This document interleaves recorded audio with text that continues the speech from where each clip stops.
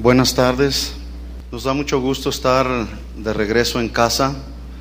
Les he dicho en las reuniones anteriores que hace ya casi 10 años, vamos a cumplir 10 años que enviados de esta congregación al estado de California a iniciar lo que pues hoy es casa de oración ahí en la ciudad de Fontana, y duramos 17 años aquí en esta congregación. Aquí nacimos, aquí crecimos, aquí aprendimos, aquí fuimos restaurados. Mi matrimonio fue restaurado a través de las enseñanzas que en este lugar estuvimos recibiendo. Aquí estudiamos también en la escuela bíblica de aquellos años, y aquí servimos al Señor también. Aquí iniciamos a servir al Señor de tiempo completo, y finalmente de aquí fuimos enviados, lo cual es un privilegio y es un gozo poder formar parte de la familia de Casa de Oración. Y queremos pedirles que cuando usted nos recuerde, pues nos lleve ahí en sus oraciones. Nos tocó hacer la obra del ministerio en una sociedad muy materialista, donde la gente vive muy aprisa. Le dan la prioridad más al trabajo, al dinero, a los dólares, al sueño americano, que al Señor. Pero ahí Dios ha sido bueno, y como le digo, llevamos ya casi 10 años ahí en la ciudad de Fontana. El día de hoy estamos simultáneamente, o casi al parejo, estamos pastoreando dos congregaciones, una ahí en Fontana y la otra en la ciudad de Glendale, donde, si usted, que está muy cerca de Los Ángeles, si usted tiene familiares por aquellas áreas y usted quisiera invitarlos a que vinieran a nuestra congregación, pues sería un gusto poder atenderles y compartir con ellos la palabra. Si usted alguna ocasión nos visita también por aquel lado, pues nos daría gusto también recibirlos. Estamos próximos también a abrir otra congregación en San Francisco. Esté atento, por ahí estará también ya la información. Hay unos hermanos que están predicando la palabra en aquella área también muy golpeada por la sociedad, con mucha corrupción por aquel lado, pero ahí donde abunda la maldad y el pecado, sobreabunda la gracia de Dios. Así que estemos orando por las 7 congregaciones que ya hay en el estado de California, por los pastores que están ahí. Yo sé que lo hacen. Llévenos en sus oraciones y juntos sigamos extendiendo el reino de Dios. Quiero compartir con ustedes, en la misma línea de enseñanzas que ha venido desarrollando el pastor Chuy, acerca del libro de los Salmos. Y quiero compartir con ustedes un mensaje que he titulado Habitando cerca de Dios. Ese es el título del mensaje, Habitando cerca de Dios. Y es un estudio que yo desarrollé en 4 conferencias. Vamos a tratar de hacerlo en una sola conferencia, y vamos a aprender de lo que David nos está enseñando en el Salmo número 15. Y le invito a que abra su Biblia ahí en el Salmo 15. Habitando cerca de Dios. ¿Está conmigo ahí en el Salmo 15? Le invito a que me siga con su vista. Dice: Jehová, ¿quién habitará en tu tabernáculo? ¿Quién morará en tu monte santo? Versículo 2: el que anda en integridad y hace justicia y habla verdad en su corazón, el que no calumnia con su lengua, ni hace mal a su prójimo, ni admite reproche alguno contra su vecino, aquel a cuyos ojos el vil es menospreciado, pero honra a los que temen a Jehová, el que aun jurando en daño suyo, no por eso cambia, quien su dinero no dio a usura, ni contra el inocente admitió cohecho. El que hace estas cosas no resbalará jamás. Le invito a que juntos hagamos una oración. Padre, te damos gracias por tu palabra. Gracias por la oportunidad que nos das, Señor, de exponernos a ella. Y pedimos en esta tarde, Señor, que tú nos hables al corazón, Señor. y que tu palabra, que es viva y que es eficaz, penetre hasta lo más profundo de nuestro ser interior, Señor, y que podamos ser cambiados y transformados y llevados cada día más y más a la imagen de tu Hijo Jesucristo. Enséñanos, Señor, que tu Espíritu Santo, como el Maestro, nos revele las verdades que necesitamos aprender hoy, descubrir hoy, Señor. En el nombre de Jesús, disponemos nuestro corazón y te pedimos, alumbra los ojos de nuestro entendimiento, Señor, en el nombre de Jesús. Y nos levantamos contra todo aquello, Señor, que trate de oponerse contra la predicación de tu palabra, Señor. En el nombre de Jesús, que tu Espíritu Santo, que es el Señor de esta reunión, continúe perfeccionando su obra en nosotros. Te lo pedimos en el nombre de Jesús. Amén. Amén. Este Salmo 15 es un salmo que escribió David, y es un salmo que no solamente nos confronta, sino es un salmo que nos desafía acerca de la responsabilidad que todos como cristianos nacidos de nuevo debemos de desarrollar, de habitar cada día en la presencia de Dios. Yo no sé si usted el día de hoy tuvo oportunidad, antes de llegar a este lugar, de ponerse en contacto con el Señor, en una relación personal con Él. Porque muchos el día de hoy dicen, bueno, yo no voy a mantener mi tiempo personal con el Señor porque es el día de ir a la iglesia. Ahí me van a predicar la palabra, ahí me van a compartir un mensaje, ahí voy a ser expuesto a los tiempos de alabanza y de adoración, así que no lo necesito. ¿Cuántos saben que todos necesitamos establecernos en la presencia de Dios de una forma personal? Y no solamente necesitamos saberlo, necesitamos practicarlo. ¿Sí? Porque al estar cerca de Dios y entender nuestra responsabilidad y practicar estar en la presencia de Dios cada día, nos ayudará a experimentar paz en medio de las tormentas. Probablemente usted está atravesando por alguna tormenta fuerte que ha venido contra su vida o contra su familia, pero cuando estamos en la presencia de Dios, viene paz en medio de la tormenta. No estoy hablando de ausencia de problemas. Me estoy refiriendo a que en medio de esos problemas, ¿cuántos saben que cuando entramos a la presencia de Dios podemos experimentar paz? Y déjeme decirle que es una paz que sobrepasa el entendimiento humano, el razonamiento de los hombres. Por eso es importante que atendamos al consejo de David, porque este salmo nos enseña y nos proporciona como una llave que nos permite entrar y descubrir ahí las cosas que necesitamos aprender de Dios y que nos califican para estar en la presencia de Dios. Porque alguien que vive alejado de Dios, alguien que vive continuamente practicando el pecado, no es una persona que puede estar en la presencia de Dios, porque no le agrada estar en la presencia de Dios. Más bien lo que le agrada es satisfacer los deseos de su carne, más que estar en la presencia de Dios.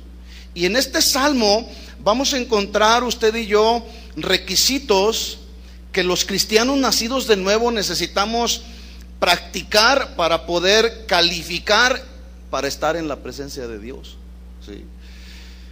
Entonces, cuando estamos cerca de Dios, eso produce también consuelo, seguridad en el corazón. Este mundo, esta sociedad en la que nos tocó vivir, cada día va de mal en peor. ¿Sí o no? Y muchos de nosotros, cuando ponemos nuestra mirada en lo que está sucediendo alrededor, muchos somos atraídos al temor, por ejemplo, experimentar el temor por lo que está sucediendo alrededor del mundo. Pero cuando estamos en la presencia de Dios, viene seguridad a nuestro corazón sin importar lo que está sucediendo allá afuera. ¿Sí? Tal vez tú estás pasando por alguna prueba, por alguna tribulación o alguna necesidad, pero cuando te estableces en la presencia de Dios, cuando habitas en la presencia de Dios, entonces vas a poder experimentar la presencia de Dios sobre ti. Así que cuando tenemos esta experiencia de habitar cerca de Dios, podremos tener la convicción que tenía Pablo. Y Pablo tenía una convicción tan impresionante que él escribió a la iglesia de los Filipenses en el capítulo 1, versículo 21. Él les dijo con toda seguridad, con toda autoridad y con toda convicción: escuchen esto, hermanos de la iglesia en Filipos, para mí el vivir es Cristo y el morir ganancia. Oiga, Pablo sabía estar en la presencia de Dios, ¿no es así? ¿Quién se pudiera atrever a hacer una oración personal diciéndole al Señor: Señor, para mí no hay nada más importante que vivir para ti y el morir ganancia? El día de hoy la gente tiene temor de morir. La gente piensa en esta realidad a la que todos nos enfrentaremos tarde o temprano, porque debo decirle que si algo tenemos seguro en esta vida es que un día nos vamos a morir. Pero algunos, cuando piensan en la muerte, se atemorizan. ¿Y sabe por qué? Porque no saben que después de esta vida nos espera otra vida, donde moraremos para siempre en la presencia del Señor. Y allá no habrá más angustia, no habrá más dolor, no habrá más enfermedad. Allá estaremos en la presencia de Dios, gozándonos, adorándolo. Así que Pablo sabía que todo su vivir por la causa de Cristo y el habitar en su presencia le traería como recompensa final morar para siempre cerca de Dios por toda la eternidad. Y él lo sabía. Por eso él se atrevió a decir: para mí el vivir es Cristo. Y él se desgastaba físicamente, daba toda su fuerza, toda su energía y la sabiduría que Dios depositó en él para predicar y desarrollar el ministerio que Dios le encomendó. Y lo hizo sin importar los golpes, sin importar los azotes, sin importar la persecución a la que se enfrentó. Él lo hizo porque él sabía estar cerca de Dios y no le importaban los golpes, no le importaba la persecución. A él le importaba solamente estar en el centro de la perfecta voluntad de Dios. Y eso hizo Pablo. Yo no sé usted, pero yo estoy convencido que una de las razones por las cuales hay el día de hoy tanta manifestación de las obras de la carne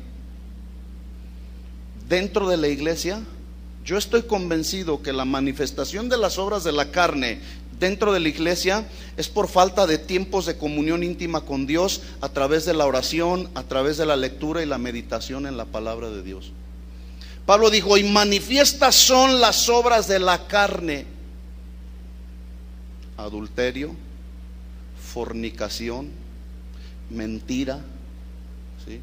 Y el día de hoy la manifestación de las obras de la carne, como el adulterio y la fornicación, están a la orden del día dentro de la iglesia. ¿Todo por qué? Por falta de tiempos de calidad con el Señor.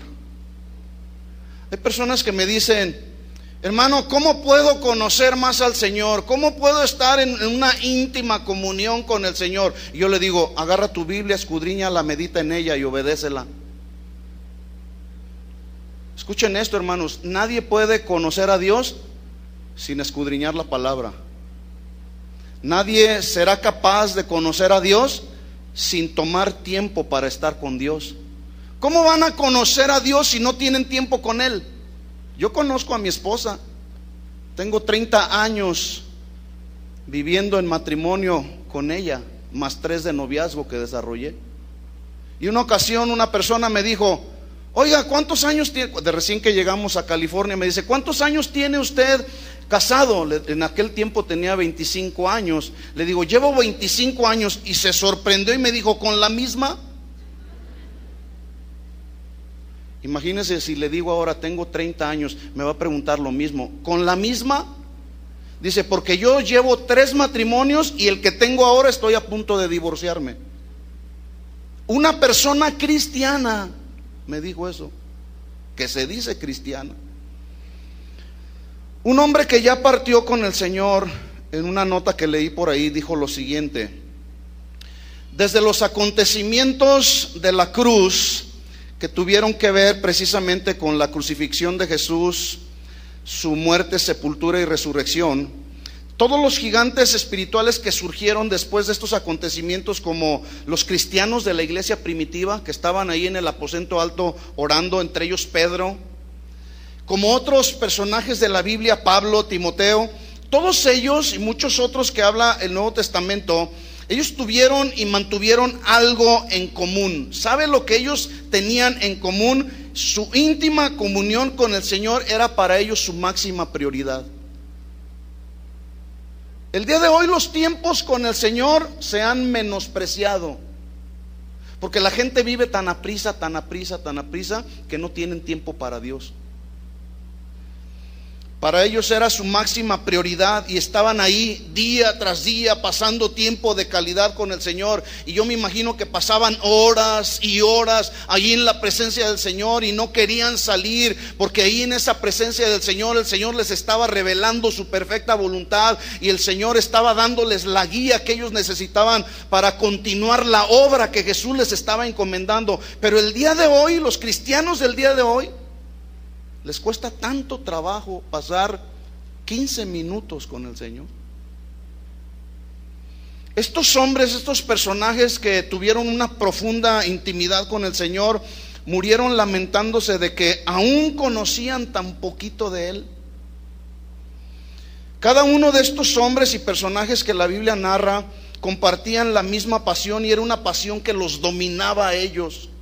Su pasión era tener una revelación siempre que fuera creciente acerca de Jesús y su perfecta voluntad. Esto les apasionaba, y tanto les apasionaba que no querían perder ningún momento, no querían desaprovechar ningún instante para estar en la presencia del Señor, recibiendo la instrucción de Jesús y diciéndole: Señor, revélanos cuál es tu voluntad para este tiempo, para este momento, para mi vida, Señor. Revélanos, porque es ahí donde usted y yo vamos a conocer cuál es la voluntad de Dios para nuestra vida. La gente anda buscando conocer la voluntad de Dios a través de los supuestos ministros del evangelio, y llegan con ellos: oiga, revéleme cuál es la voluntad de Dios para mi vida. Cuando estudiamos de la vida de los personajes que Dios usó, no solamente en el Antiguo Testamento, sino en el Nuevo Testamento, nos damos cuenta que ellos no les importaba lo espectacular,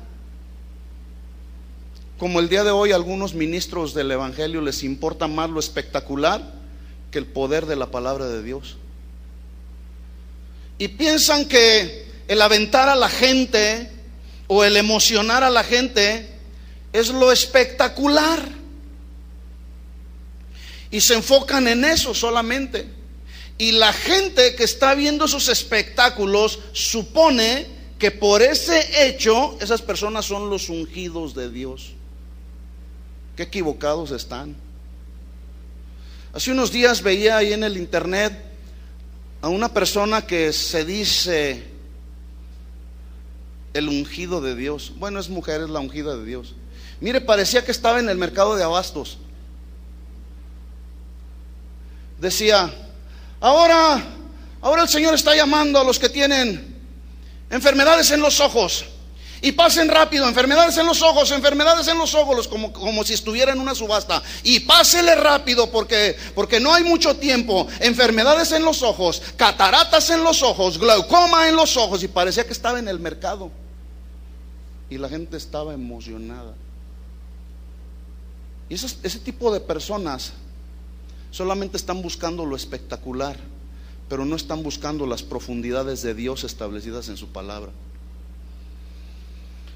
Nos daremos cuenta también al estudiar de su vida y ministerio que ellos no buscaban tampoco las cosas de este mundo, el éxito. No tenían ambición por el dinero ni por la fama, como el día de hoy muchos. Pedro, en su primera carta, en el capítulo 5, en el versículo 2, mire lo que escribió Pedro. Él dijo: apacienten la grey de Dios que está entre ustedes, cuiden de ella, no por fuerza, sino voluntariamente, tampoco por ganancia deshonesta. Yo no sé qué Biblia estarán leyendo los supuestos ministros del día de hoy, que tienen tanta ambición por el dinero. Bueno, ellos ya no ven a la gente con compasión y misericordia como Jesús la veía. Ellos ven a la gente con el signo de dólares allá en California. Pablo aconsejó a los ancianos y obispos de la iglesia en Éfeso. Los aconsejó y les dijo: miren por ustedes. Pero era un mirar acerca de su comportamiento y las actitudes del corazón. Les dice: miren por ustedes primeramente, y luego por todo el rebaño que el Espíritu Santo los ha puesto por obispos, por supervisores de la obra, para apacentar la grey del Señor. Ahí está otra vez la palabra apacentar, que significa cuidar, enseñar, consolar, alimentar. Para apacentar la iglesia del Señor, la cual Él ganó por su propia sangre. ¿Quién la ganó? Entonces, ¿por qué el día de hoy los pastores pretenden apropiarse de la iglesia que le corresponde a Jesús, quien Jesús es el dueño de la iglesia? Y pretenden controlar a la gente. Y si tú te vas de esta congregación, te va a pasar esto y te va a pasar esto otro.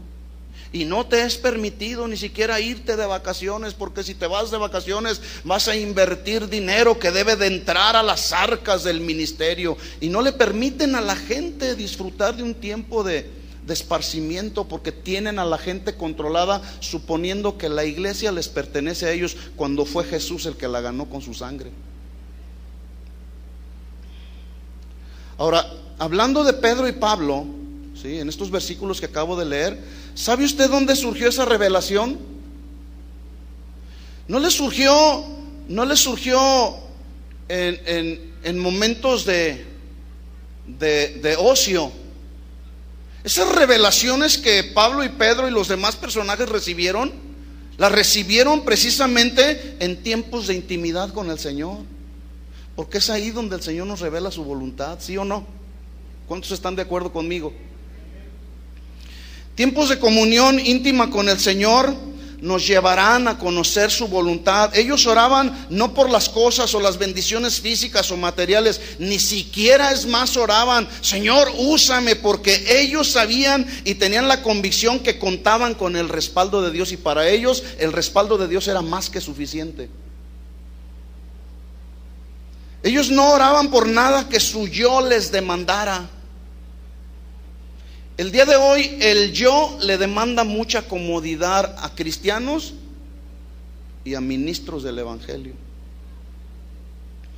Hace un tiempo estuvimos rentando un espacio de una congregación donde el estacionamiento era muy limitado. Algunos cuantos autos podían estacionarse en un espacio donde el estacionamiento tenía cemento, pero la mayor parte de los autos se estacionaban en un terreno donde había polvo y tierra, y era tierra que se levantaba mucho. Algunos de la congregación se fueron porque dijeron: no, aquí no hay estacionamiento de pavimento, y si me voy al estacionamiento de la tierra se me ensucia mi auto, así que mejor me voy a otra congregación donde haya buen estacionamiento. Muchos el día de hoy están buscando un cristianismo cómodo, ¿sí? Pero ellos no oraban por lo que el yo les estaba demandando. Ellos oraban más bien por una revelación progresiva y más plena acerca de cuál era la voluntad de Dios para obedecerla. El día de hoy muchas oraciones son: Señor, dame esto, Señor, dame aquello, Señor, necesito esto. Y algunos, que son mucho más atrevidos, le exigen a Dios, y algunos otros le cuentan a Dios, ya lo sabe usted, ¿verdad? Yo le pregunto, cuando usted está en sus tiempos de comunión con el Señor, ¿qué tipo de oraciones salen de su interior? Porque yo he escuchado oraciones que son oraciones de queja y de lamento y de reproche contra Dios.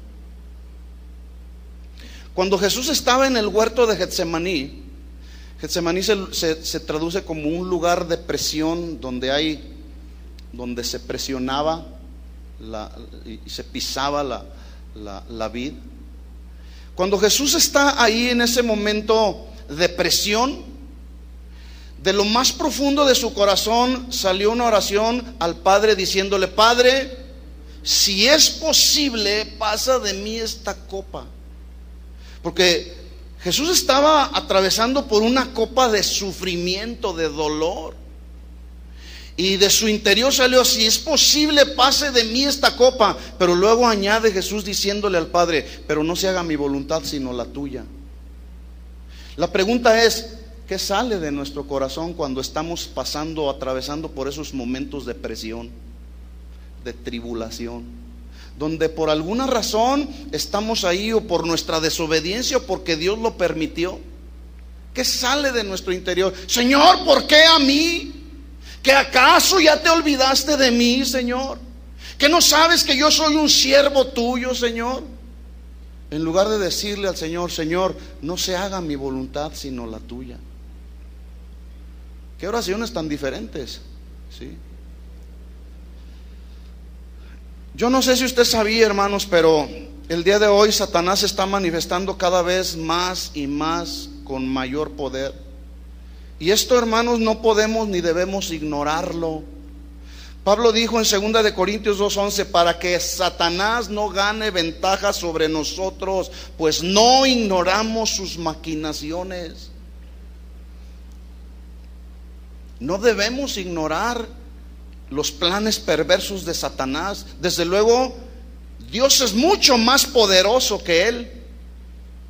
Por eso, teniendo la convicción de que Dios es mucho más poderoso que Satanás, se hace cada vez más necesario establecernos en su presencia y recibir de ese poder de Dios, que nos va a ayudar a superar las tentaciones, que nos va a ayudar a superar los momentos de presión, de tribulación, de necesidad. Pero, hermanos, necesitamos establecernos en su presencia. Necesitamos buscar a Dios. Necesitamos estar ahí con Él.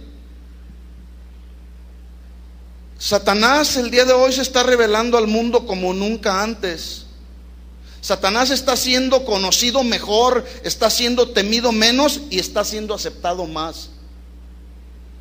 El día de hoy ya es tan común ver las parejas de homosexuales y lesbianas tomadas de la mano y haciendo sus cosas, a donde, por lo menos allá, no sé aquí cómo es. Hoy como nunca en otra generación los ministros están siendo seducidos e infectados por las cosas que este mundo está ofreciendo, y no hay ninguna restricción en ellos. Por el contrario, van tras la dama, la lana y la fama.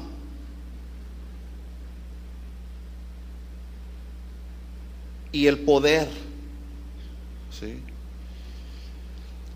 Isaías profetizó diciendo: ay de los que a lo malo le dicen bueno y a lo bueno malo, que hacen de la luz tinieblas y de las tinieblas luz, y que ponen lo amargo por dulce y lo dulce por amargo. Así está la sociedad, pero también así está la iglesia. Por lo tanto, hermanos, se hace indispensable y necesario mantenernos cada vez más y más desarrollando momentos de intimidad con el Señor. Yo no sé si usted sabía, pero lo único que nos mantendrá de pie en esta etapa final, porque yo creo que estamos viviendo ya la etapa final. Alguien dijo que cuando empezáramos a ver que las señales que habla Jesús en Mateo 24 empiezan a cumplirse de forma conjunta, cuando empezáramos nosotros a ver que todas estas señales empiezan a manifestar y a cumplir de forma conjunta, entonces podríamos estar contando la última generación de personas en este planeta. Y se están cumpliendo, ¿sí?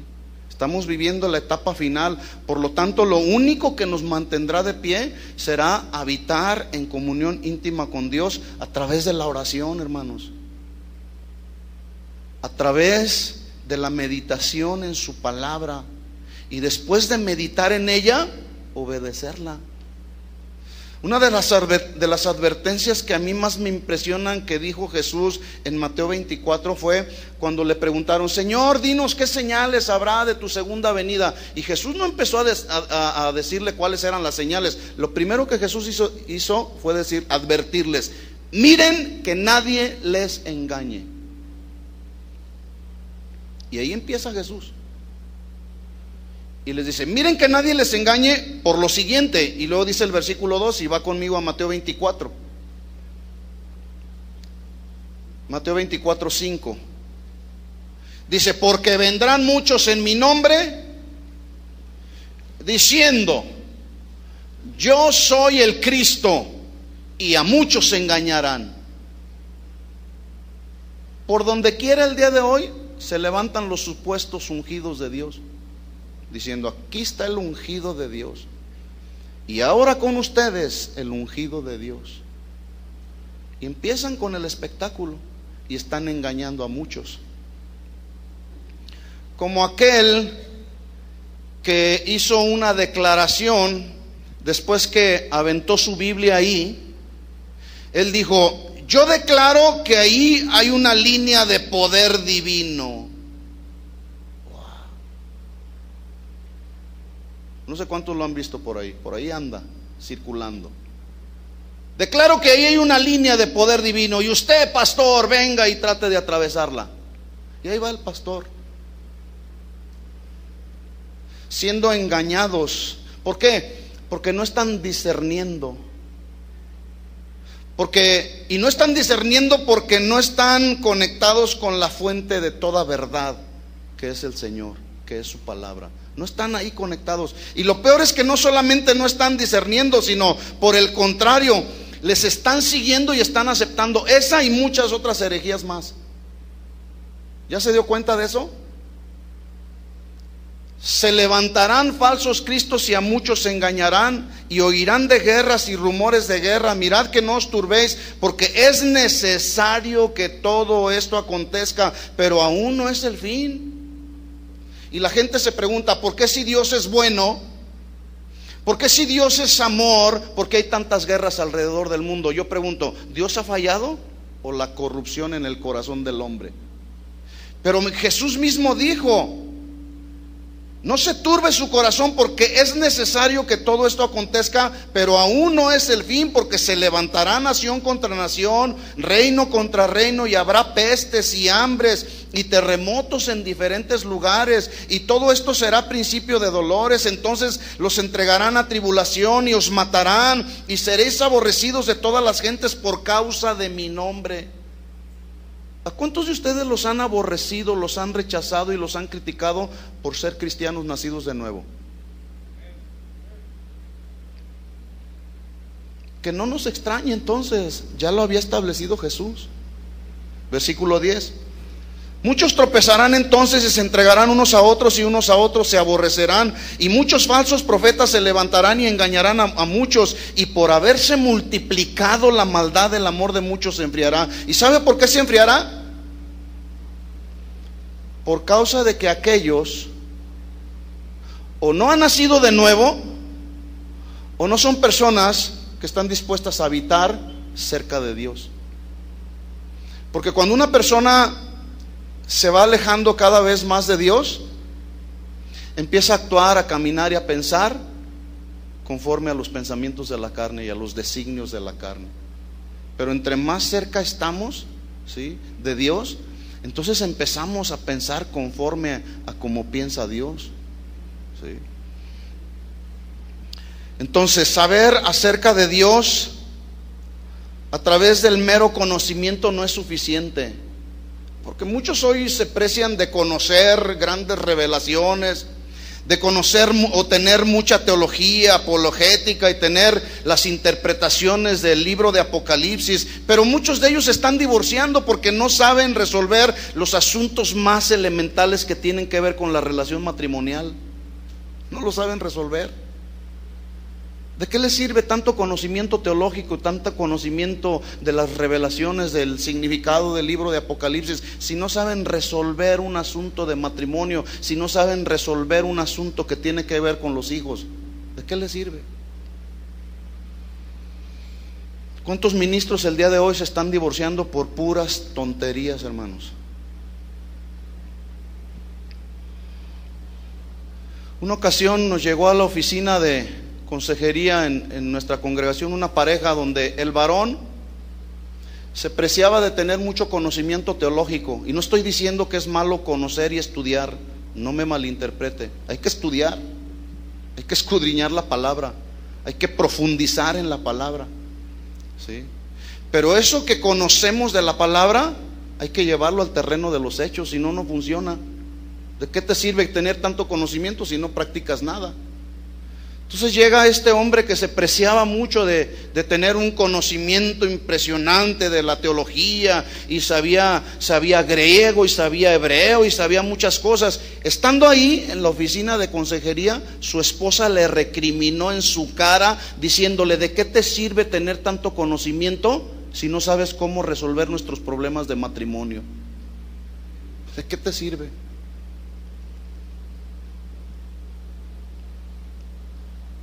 Hay muchos el día de hoy dentro de las iglesias que conocen pero no hacen nada. Son oidores pero no hacedores de la palabra. Espero que no haya aquí alguno de esos. Y si lo hay, este es un buen día para arrepentirse. Ser oidor y hacedor de la palabra. Hermanos, necesitamos buscar una revelación más profunda del Espíritu Santo. Pero para buscar esa revelación más profunda del Espíritu Santo, escuchen esto, hermanos, necesitamos pasar tiempo en la mesa del Señor. Necesitamos pasar tiempos en su presencia. Necesitamos pasar tiempos sentados con el Señor, escuchando su voz, esperando de Él recibir la sabiduría que proviene de lo alto. Tú jamás vas a conocer al Señor metido en el internet, pasando horas y horas y horas platicando y teniendo más relación con la gente que te rodea que teniendo relación con Dios. Y es que el día de hoy así sucede.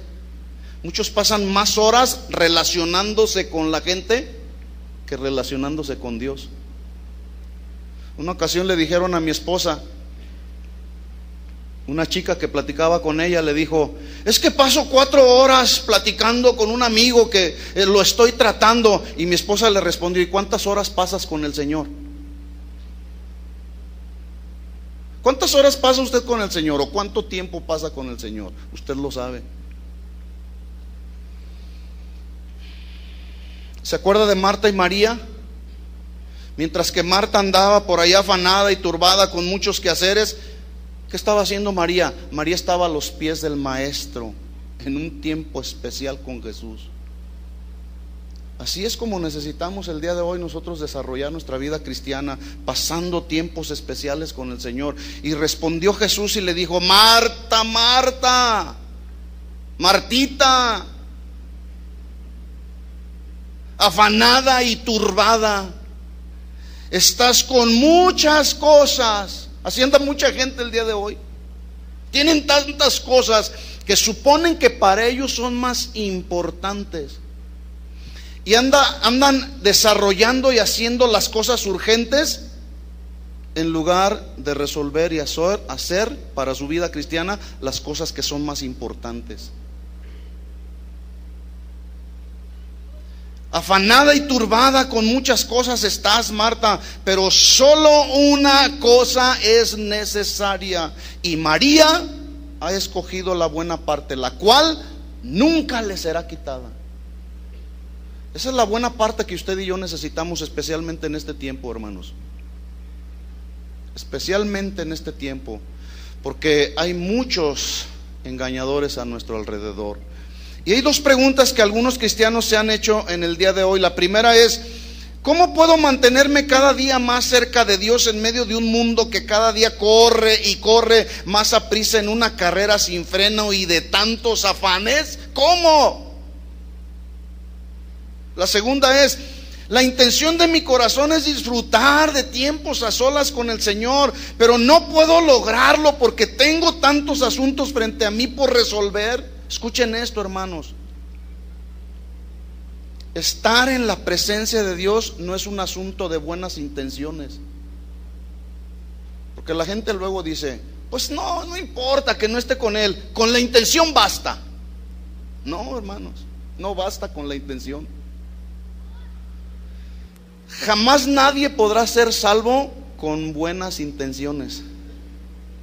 Es necesario nacer de nuevo, ¿sí o no?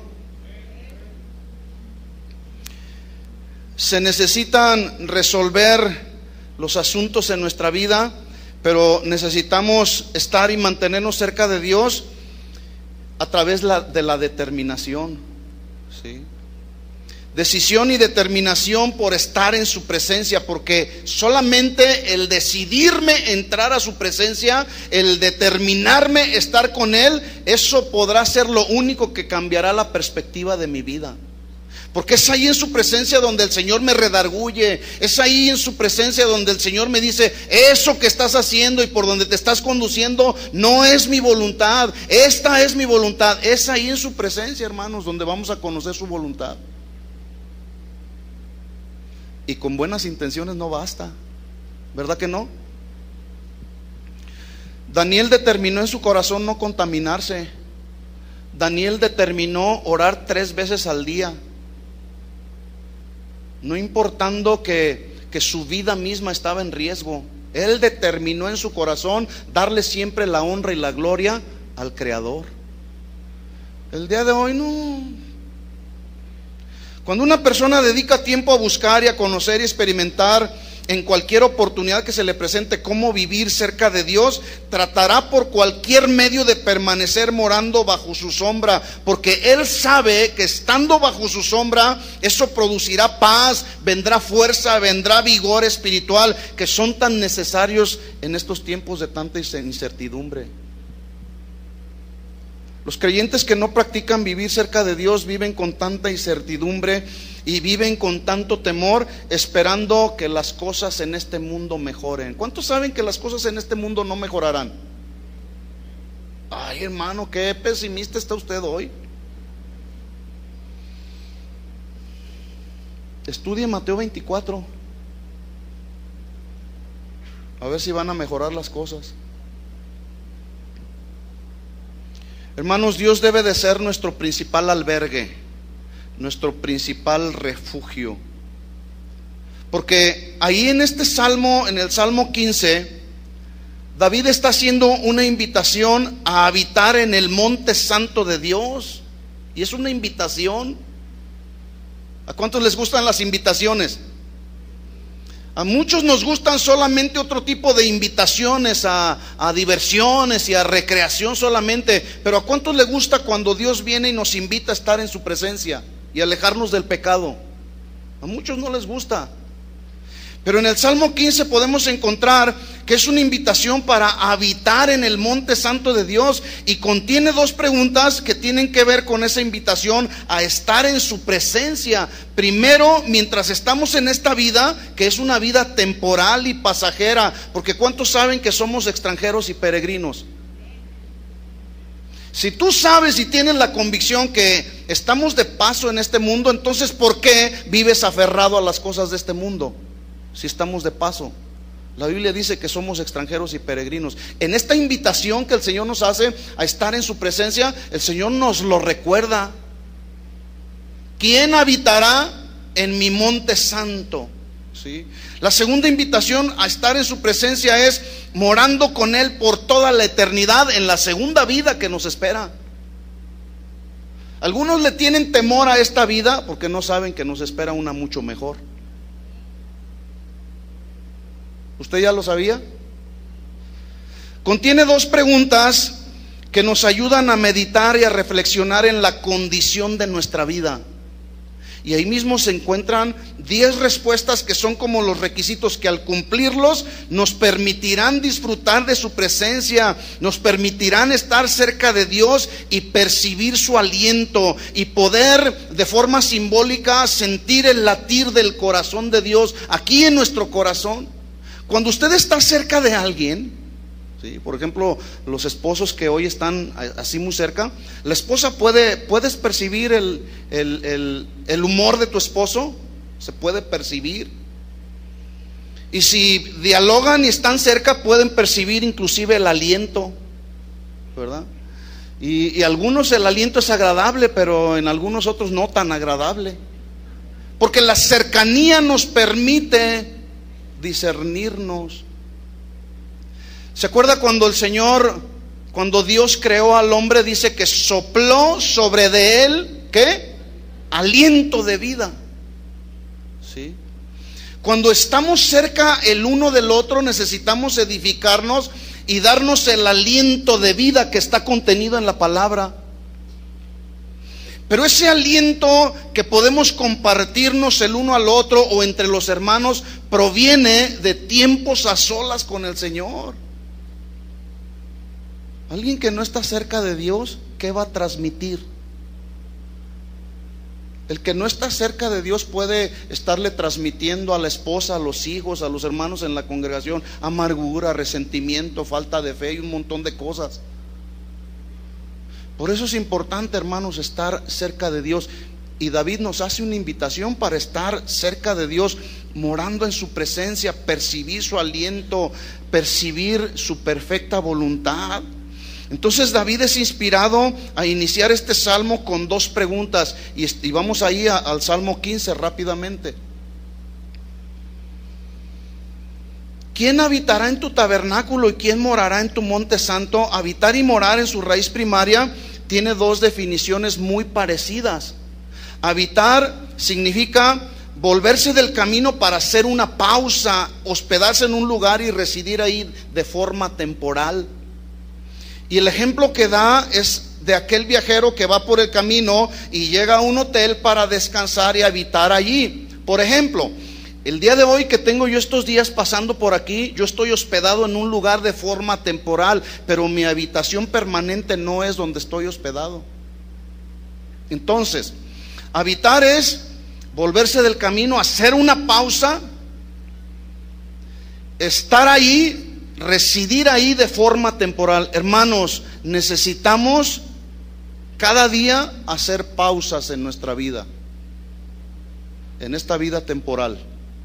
Mientras estamos aquí, necesitamos hacer pausas en nuestra vida cada día para decirle al Señor: Señor, aquí está mi vida, aquí estoy delante de ti, y delante de ti, Señor, estoy totalmente desnudo. Tú lo sabes todo, Señor.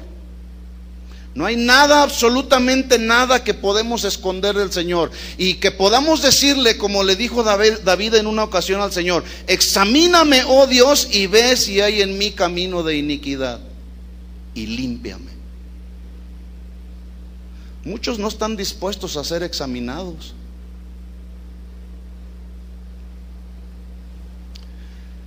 Morar, su traducción es muy parecida, muy similar a la de habitar. También significa un lugar para hospedarse, residir ahí, descansar ahí, quedarse ahí, pero de forma permanente y no temporal, refiriéndose a la otra vida que nos espera.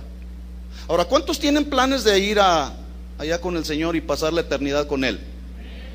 Pues aquí saca usted su boleto. Aquí sacamos el boleto. Usted no va a comprar su boleto en el internet. Usted lo va a sacar su boleto viviendo en santidad, en obediencia a su palabra y pasando momentos de intimidad con el Señor, cerca de Él. Por lo tanto, entonces, podemos concluir o leer de la siguiente manera estas dos preguntas. Señor, ¿quién habitará temporalmente en este tabernáculo, en tu tabernáculo, refiriéndose a nuestros tiempos de comunión mientras estamos en esta vida? ¿Quién morará permanentemente en tu monte santo, refiriéndose a morar de forma permanente en la otra vida? ¿Se acuerda cuando Jesús le dijo a los discípulos: no se turbe su corazón? ¿Sí? Yo voy al Padre, porque si no fuera así, yo se los hubiera dicho. En la casa de mi Padre muchas moradas hay. Y usa la palabra morar. Es decir, hay un lugar para ti, una morada para ti en la otra vida que nos espera, para habitar por toda la eternidad. Pero sin embargo, estas dos preguntas: ¿quién habitará en tu monte santo? ¿Quién morará en tu presencia, Señor? Hablan de comunión íntima las dos, ¿sí? Ahora, en este salmo David ofrece 10 requisitos que todo creyente necesitamos cumplir para habitar precisamente cerca de Dios. Y en esos 10 requisitos usted y yo nos daremos cuenta si calificamos para estar ahí. Y si no calificamos o estamos fallando en alguna de estas áreas en nuestra vida, es el día de hoy una buena oportunidad para arrepentirnos. De hecho, es un llamado, ¿sí? Es un llamado para que si no estamos viviendo conforme a lo que David nos está enseñando, bueno, entonces podamos decirle: Señor, quiero estar en tu presencia, pero quiero cumplir el requisito que tú me estableces en tu palabra. Entonces dice el versículo 2: Jehová, ¿quién habitará en tu tabernáculo? ¿Quién morará en tu monte santo? Escuche el requisito número 1: el que anda en integridad y hace justicia. Y hablando de integridad, ¿sabía usted que hay una crisis de integridad en la iglesia de hoy? Como que la integridad está en peligro de extinción. Porque integridad lleva la idea de estar completos. Integridad habla de rectitud, habla de honestidad. Y el día de hoy la honestidad y la rectitud en creyentes y ministros se está acabando, se está terminando. Como que este concepto de integridad cada vez es más difícil encontrarlos en aquellos que se dicen cristianos. Entonces la pregunta para nosotros en el día de hoy: ¿qué tan completo eres? O mejor dicho, ¿qué tan recto y honestos seremos? Porque si no hay honestidad en nuestra vida, ¿cómo pretendemos estar en su presencia?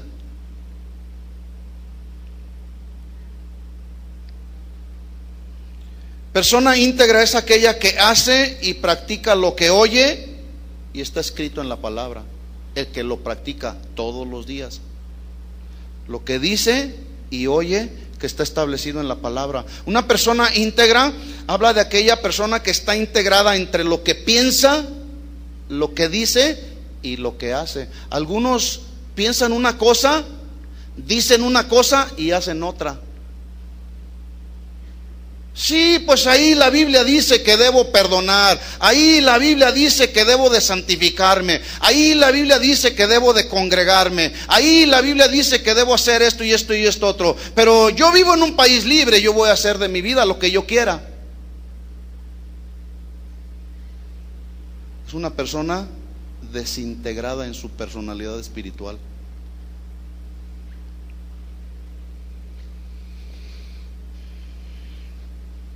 Integridad tiene que ver con todo aquello que no sufre ningún tipo de alteración. Por lo tanto, debemos esforzarnos, hermanos, por ser íntegros. ¿Sí o no? Debemos esforzarnos cada día, porque las tentaciones están a la orden del día, de 1000 formas, de 1000 maneras.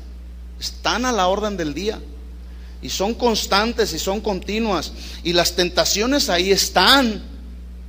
Y el enemigo está lanzando esas tentaciones hacia nosotros a través de los pensamientos, pero de nosotros dependerá cómo reaccionamos ante esas tentaciones. Pero una persona que no está en comunión con el Señor, le será muy fácil caer en las tentaciones que el enemigo le está presentando. Algunos dicen, se les presenta la oportunidad de adulterar y dicen: bueno, pues ¿a quién le dan pan que llore? Bueno, pues cada quien. Hermanos, necesitamos desarrollar la integridad en la iglesia. Sí. La gente está cansada de tanta falta de integridad. ¿Se acuerda de Job? En el capítulo 1, la Biblia habla del libro de Job. La Biblia habla que Job, después de todas las tragedias que sufrió, perdió su casa, perdió sus hijos, perdió todas sus propiedades. Perdió todo lo que tenía. Y por si fuera poco, le quedó una mujer que le dijo: ¿aún retienes tu integridad? Maldice a Dios y muérete. Oiga, hermano, ¿quién quiere vivir con una mujer como esa? Sin embargo, la integridad de Job era muy por encima del concepto y el razonamiento de los hombres. Él dijo: Jehová dio, Jehová quitó, sea el nombre de Jehová bendito. Eso es integridad, hermanos. ¿Quién habitará en tu tabernáculo? ¿Quién morará en tu monte santo? El que anda en integridad y el que hace justicia. Y hablando de justicia, la justicia tiene que ver con el obrar y el vivir conforme a las normas de Dios, conforme a la voluntad de Dios y no conforme a mi voluntad.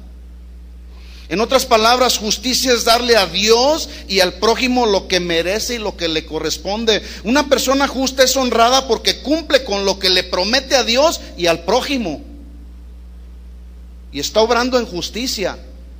Y si usted se fija, la integridad y la justicia van ligadas, porque una persona que no es íntegra no puede ser justa, o una persona no puede ser justa si no tiene integridad. ¿Sí? Somos injustos si no le damos a Dios la gloria y la honra y la adoración que solamente Él merece. Y yo no sé si usted se ha dado cuenta, pero el día de hoy la creación le ha dado más, las criaturas le han dado más la adoración a lo creado que al creador. Le han dado más la honra a eso, a lo creado antes que al creador. Somos injustos cuando no oramos, hermanos. Es que no tengo tiempo, Señor. Tú sabes, Señor, soy un hombre tan ocupado, soy una mujer con muchos quehaceres. Marta, Marta. Somos injustos si no escudriñamos y meditamos en la palabra de Dios. ¿Sí o no? Cada quien sabe, cada quien decide. Somos injustos cuando no perdonamos cuando alguien nos ofende. Somos injustos. Y dice la Biblia que Dios es justo y ama la justicia. Y si usted es un hijo de Dios pero no ama la justicia, bueno, pues ahí hay una contradicción. Un hijo que no honra y obedece a sus padres es injusto y además ingrato. Un esposo que no ama y respeta a su esposa y la trata como a vaso frágil es un esposo injusto. ¿Sí o no, mujeres? Díganlo con fuerza, aproveche ahora. Un esposo que maltrata a su esposa es un hombre injusto. ¿Verdad que sí, mujeres? Algunas lo hicieron con tanta fuerza. De la abundancia del corazón habla la boca. Pero también una mujer que no se somete al marido y que no respeta la autoridad es una mujer injusta. ¿Sí o no, varones?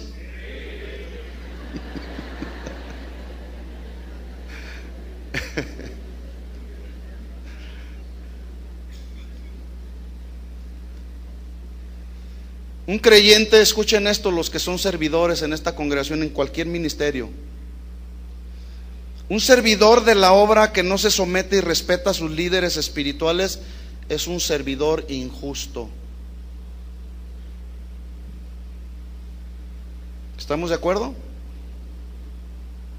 Porque algunos se gozan más en el servir que gozarse más en la comunión con Dios. Dicen, no, es que sirvo aquí, sirvo allá, y estoy en este ministerio y estoy allá. ¿Y tu comunión con el Señor? Hay más gozo en estar en la comunión con el Señor que en el servir, sin dejar de servir. Entonces, pero si ese servidor no respeta y se somete a sus líderes, es un servidor injusto. Y escuchen esto, Dios no quiere servidores injustos en su obra. Si usted quiere servir a Dios haciendo su perfecta voluntad o su imperfecta voluntad, claro, mejor siéntese, mejor no haga nada, mejor haga otra cosa. Dios quiere servidores que estén sometidos a la autoridad establecida por Dios y que obren en justicia. ¿Quién habitará en tu tabernáculo?, decía David. ¿Quién morará en tu monte santo? El que anda en integridad y el que hace justicia. Pablo dijo, paguen a todos lo que deben, Al que tributo, tributo, al que impuesto, impuesto, al que respeto, respeto, y al que honra, honra. No le debas nada a nadie, sino solo el amaros el uno al otro, porque el que ama al prójimo ha cumplido la ley de Dios. Fácil. El problema está en que luego a veces no lo hacemos.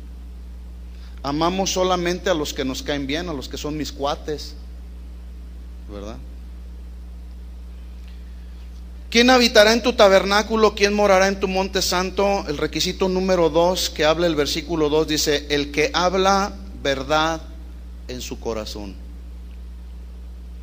Hablar la verdad contiene dos ideas. En primer lugar, hablar lo que es verdad, como creyentes nacidos de nuevo, y no hablar con mentiras o con medias verdades.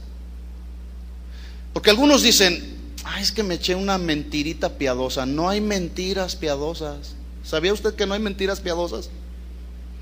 Dice: el que quiera habitar en el tabernáculo del Señor, quiera morar en la presencia de Dios, es aquel que esté dispuesto a hablar la verdad en todo lo que dice, en todo lo que hace. Porque los mentirosos no pueden estar en la presencia de Dios, porque Dios aborrece al mentiroso. Y a veces como que pretendemos engañar a Dios. A ver si el Señor no se da cuenta. Voy a tratar de engañarlo. Él no sabe que Él lo sabe todo. No os engañéis, dijo Pablo. Dios no puede ser burlado. Todo lo que el hombre sembrare, eso mismo segará. No os engañéis. Mire la oración de David pidiendo ayuda a Dios contra la gente mala y perversa. Salmo 12:1. Vayamos rápidamente ahí. Salmo 12:1. ¿Está aprendiendo algo? ¿O le paramos aquí? Bien pudiéramos detenernos aquí. Y con estos dos requisitos, mire, tenemos para entretenernos toda la vida. Pero vamos a seguir adelante. Salmo 12:1 dice: salva, oh Jehová, porque se acabaron los piadosos, es decir, los justos, los misericordiosos, los que están dispuestos a hacer la voluntad de Dios, porque han desaparecido los fieles de entre los hijos de los hombres. Una persona fiel habla de aquellos que están tanto moral como espiritualmente son genuinos, por lo tanto son personas confiables. Son personas que se puede confiar en ellos. Y a veces dentro de la congregación no hay esa confiabilidad. Hay hermanos que llegan y dicen: no te juntes con aquel, cuídate de aquel.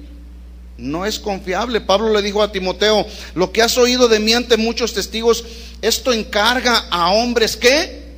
Fieles, hombres dignos de confianza, hombres y mujeres fidedignos, que sean idóneos para enseñar también a otros.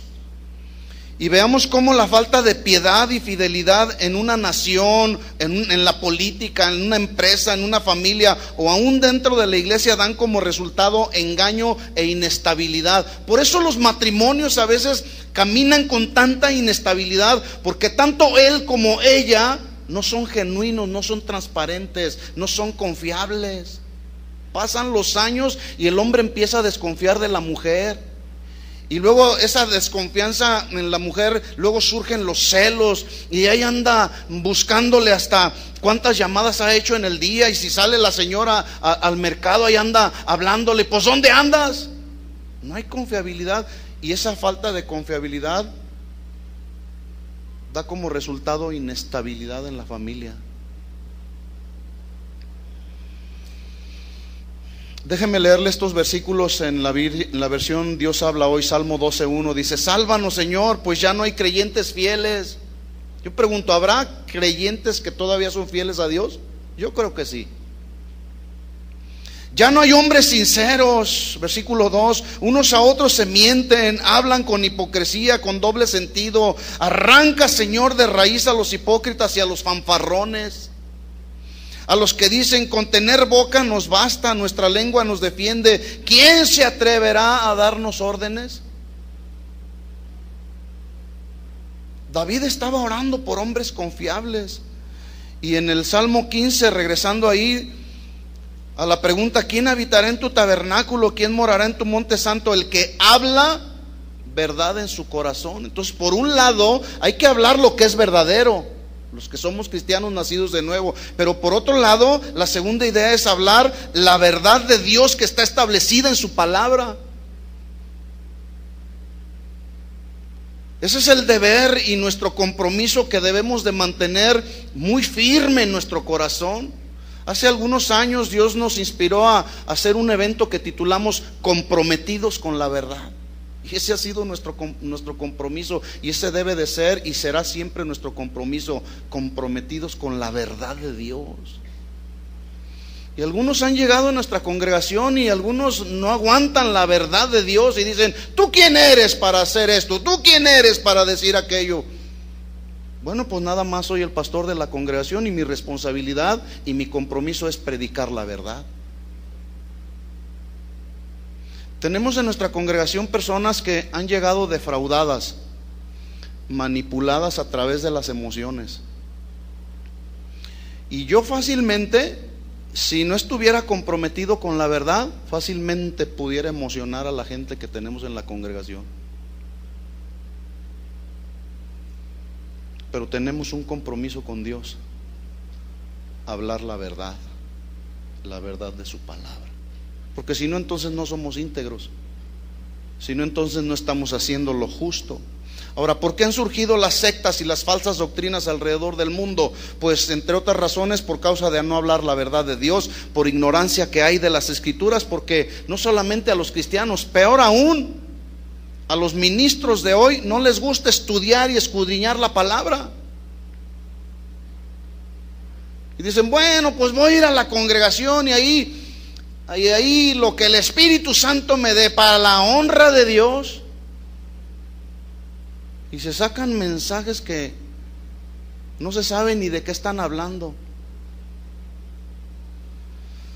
¿Por qué surgen las sectas y las falsas doctrinas? Por interpretaciones erróneas y equivocadas y por pensamientos y argumentos de hombres. Lamentablemente todos esos pensamientos y argumentos de hombres se lo están metiendo a mucha gente que no sabe discernir porque no está cerca de Dios, porque no buscan estar cerca de Él.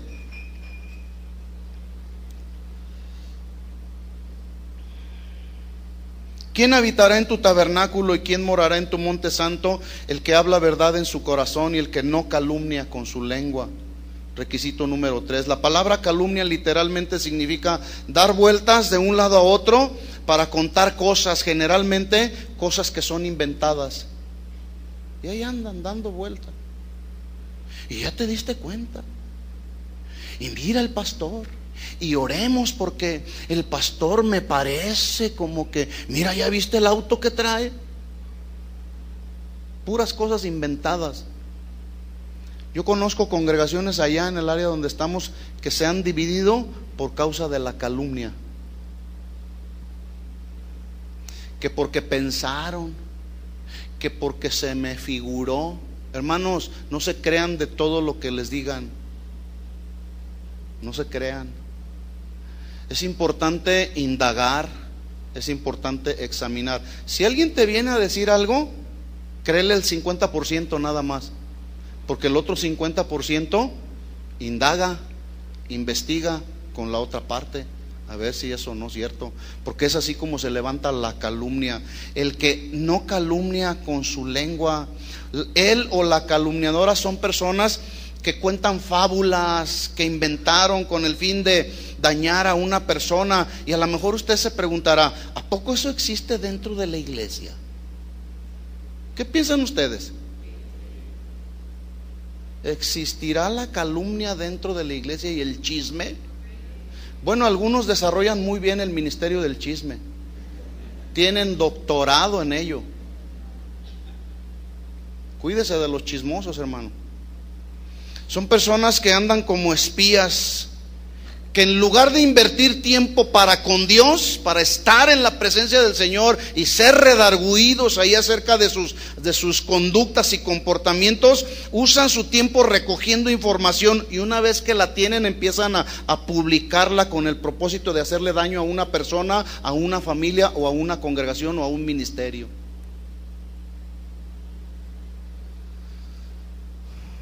Cuídese del espionaje cristiano, porque lo hay. Lamentablemente tengo que decirlo.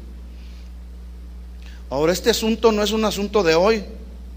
Dios tuvo que establecer una ley en el Antiguo Testamento. Las leyes que están escritas ahí en Levítico, en el libro de Levítico, Dios las estableció para que el pueblo aprendiera a vivir en santidad y en justicia. Y para eso les puso leyes. Y una de ellas dice en 19:16 de Levítico: no andarás chismeando. ¿Por qué lo tuvo que establecer el Señor como una ley? Porque había chisme. Porque se habían levantado la calumnia entre los hermanos del pueblo de Israel. Entonces el Señor dice: no andarás chismeando entre tu pueblo, no atentarás contra la vida de tu prójimo. Y lo firma: yo, Jehová.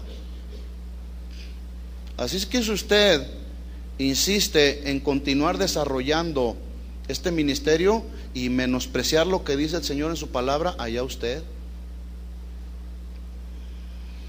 Dicen los expertos que las personas hablamos un promedio de 18,000 palabras al día. Algunos, yo creo que hasta 25,000. Pero la pregunta es: ¿cuántas de esas palabras fueron palabras verdaderas?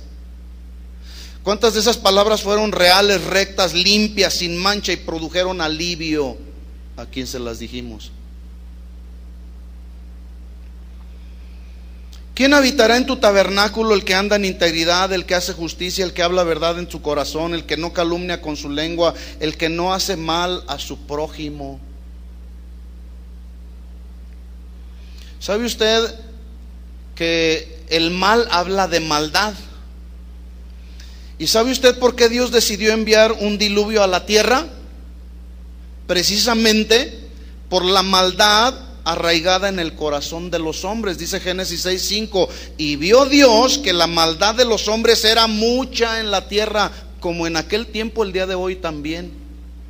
La maldad en el corazón de los hombres en la tierra es mucha, y todo designio de los pensamientos del corazón de ellos era de continuo solamente mal, mal, mal y mal. Así estamos hoy, por la maldad de los hombres.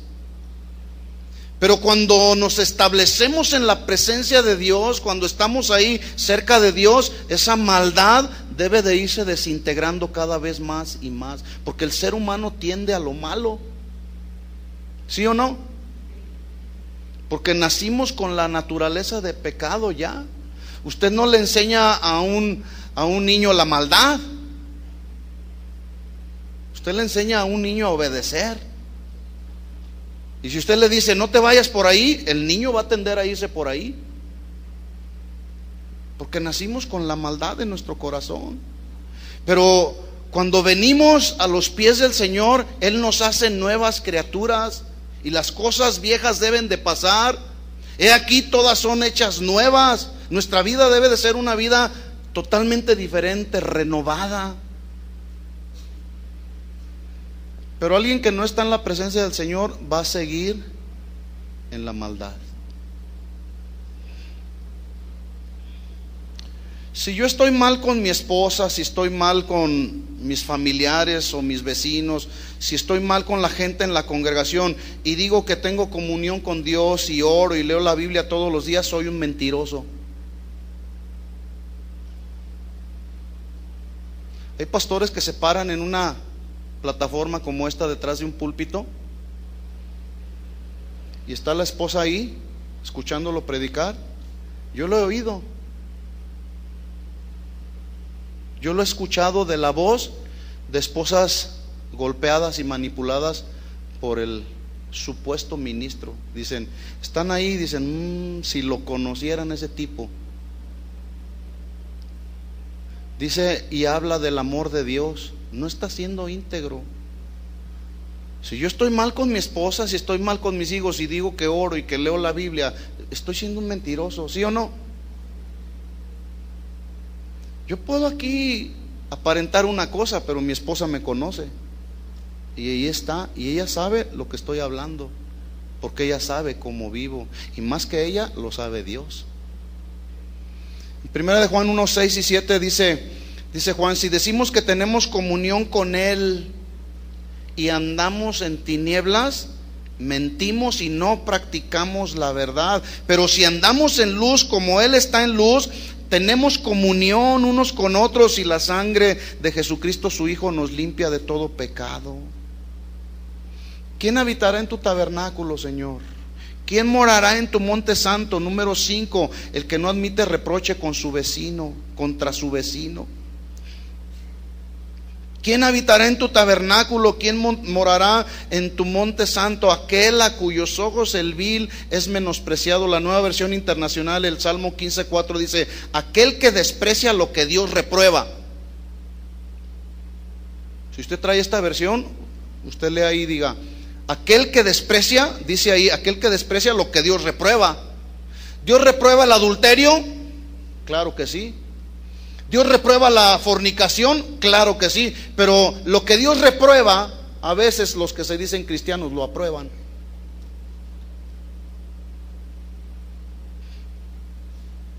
Aquel a cuyos ojos el vil es menospreciado. ¿Quién habitará en tu tabernáculo? ¿Quién morará en tu monte santo?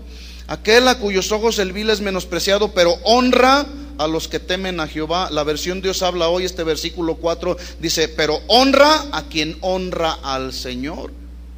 ¿Sí? Honra a quien honra al Señor. Es decir, debemos llegar a este nivel donde nuestra forma de pensar, nuestras actitudes, nuestra voluntad, nuestros sentimientos, nuestras acciones como creyentes nacidos de nuevo deben de cambiar por la forma de ver, de pensar, de sentir y de actuar de Dios.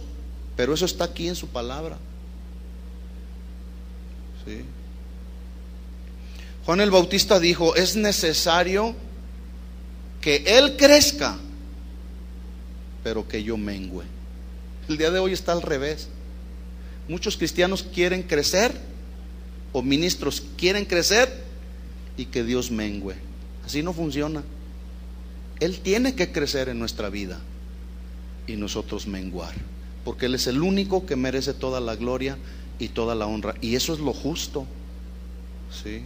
¿Quién habitará en tu tabernáculo? ¿Quién morará en tu monte santo? El que aún jurando en daño suyo no por eso cambia. Dios no cambia, hermanos. Y si Dios no cambia, y si nosotros nos decimos hijos de Dios, ¿por qué nosotros sí cambiamos? Decimos una cosa y hacemos otra. Prometemos una cosa y luego no la cumplimos. Aún jurando en daño suyo no por eso cambia. Eclesiastés 5:4 dice: cuando a Dios haces promesa, no tardes en cumplirla, porque Él no se complace en los insensatos. Cumple lo que prometes. ¿Le has prometido algo a Dios? Si usted le ha prometido algo a Dios, yo le aconsejo que le cumpla a Dios. Porque algunos le prometen: Señor, ahora sí te prometo que voy a vivir en santidad, Señor. Ahora sí ya, Señor, de una vez y por todas me arrepiento, Señor. Y se te presenta la primera oportunidad de caer en la tentación y se te olvida lo que le prometiste a Dios. ¿Se imagina si Dios fuera como nosotros, que nos promete y no nos cumple? ¿Qué sería de nosotros? Jesús prometió que regresaría. Y escuchen esto, Jesús lo va a cumplir, y muy pronto. ¿Cuántos se quieren ir con Él? Dios no es hombre para que mienta, ni hijo de hombre para que se arrepienta. Él dijo y no hará, habló y no ejecutará. Las promesas de Dios son en Él sí, y en Él así sea. Están confirmadas en Él. ¿Quién morará en tu monte santo? Quien su dinero no dio a usura. ¿Qué es la usura? Ahora, los bancos de hoy serán catalogados como usureros. Cobran intereses excesivos, ¿sí? Y como en el Antiguo Testamento, en el día de hoy Dios tuvo que establecer también una ley en este sentido de la usura. En Deuteronomio 23:19 el Señor estableció: no exigirás de tu hermano interés de tu dinero. Así que si viene tu hermano y te pide prestado, préstale. Y si tú pides prestado, paga. Porque luego dicen, no, al cabo no me va a cobrar intereses. No, tampoco hay que abusar, ¿verdad? Cuando prestes dinero, dijo el Señor en Éxodo 22:25, a uno de mi pueblo o al pobre que está contigo no le impondrás usura. ¿Sí? Quien su dinero no dio usura, ni contra el inocente admitió cohecho.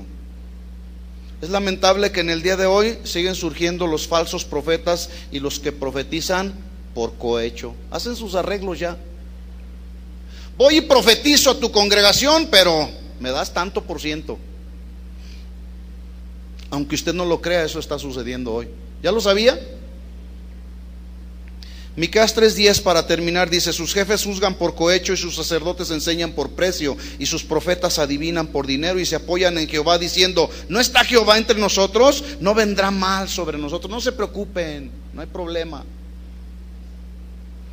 Entonces, ¿quién habitará, quién vivirá cerca de mí en esta vida que es temporal? ¿Quién morará y vivirá cerca de mí en la otra vida que es eterna? La respuesta es, David la dice ahí: el que anda en integridad, el que hace justicia, el que habla verdad en su corazón, el que no calumnia con su lengua, ni hace mal a su prójimo, ni admite reproche alguno contra su vecino, aquel a cuyos ojos el vil es menospreciado, pero honra a los que temen a Jehová, el que aun jurando en daño suyo no por eso cambia, quien su dinero no dio a usura, ni contra el inocente admitió cohecho. El que hace estas cosas, escuche, no resbalará jamás.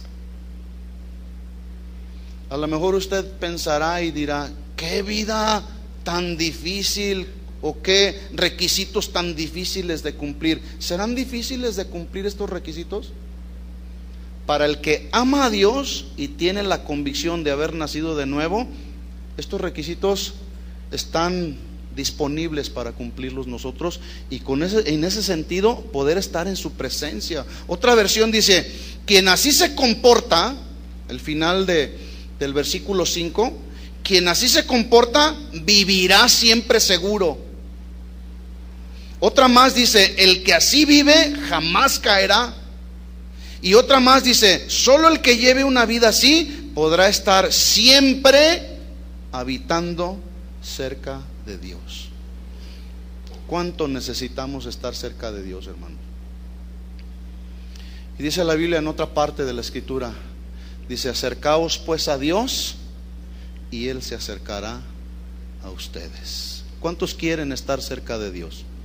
Oremos al Señor. Les invito a que se pongan de pie. Quisiera pedirle que por unos minutos más, sé que se nos ha ido el tiempo, pero quisiera pedirle que solo por unos minutos usted medite en esto que hemos hablado, y que a la luz de la palabra de Dios usted pueda decirle al Señor con toda convicción, como lo hizo David: examíname, oh Dios, y ve si hay en mí camino de iniquidad, y límpiame, Señor. Porque posiblemente tú estás aquí y no has sido íntegro en tus acciones, no has obrado en la justicia que Dios nos demanda que obremos. Tal vez no has hablado verdad en tu corazón, has estado viviendo un cristianismo conforme a los deseos de tu carne, o peor aún, has hablado y han salido palabras de tu boca que han sido como calumnia, como chisme,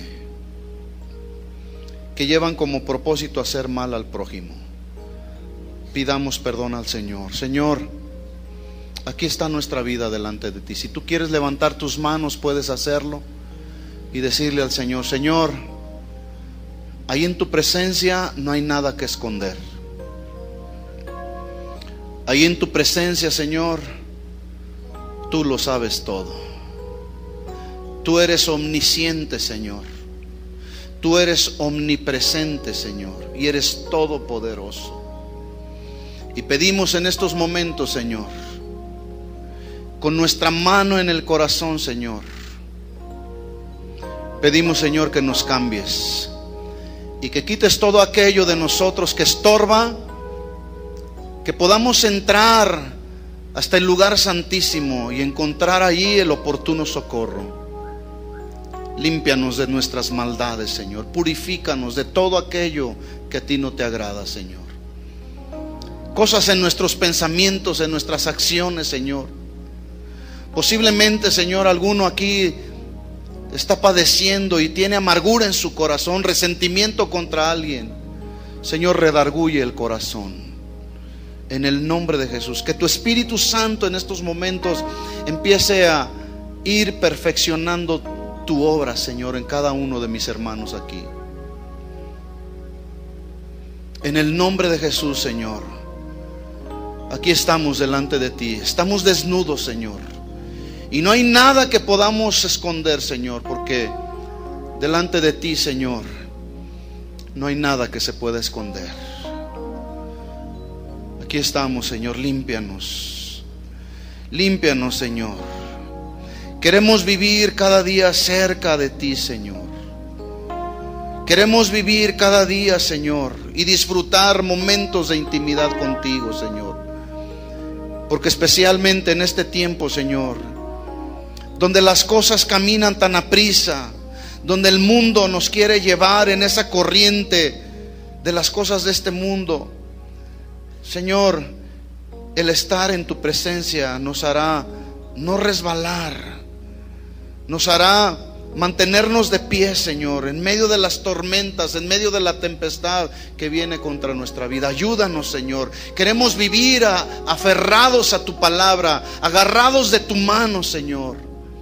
En el nombre de Jesús, extiende tu mano y dile: Señor, hoy me comprometo, Señor, a no soltarme de tu mano, a vivir asidos de tu palabra, Señor. En el nombre de Jesús. Y límpianos y perdónanos de todos nuestros pecados y nuestras maldades, Señor. En el nombre de Jesús. Gracias, Señor. Gracias, Señor. Y a ti damos toda la gloria y toda la honra siempre, Señor, porque tú la mereces, Padre. En el nombre de Jesús.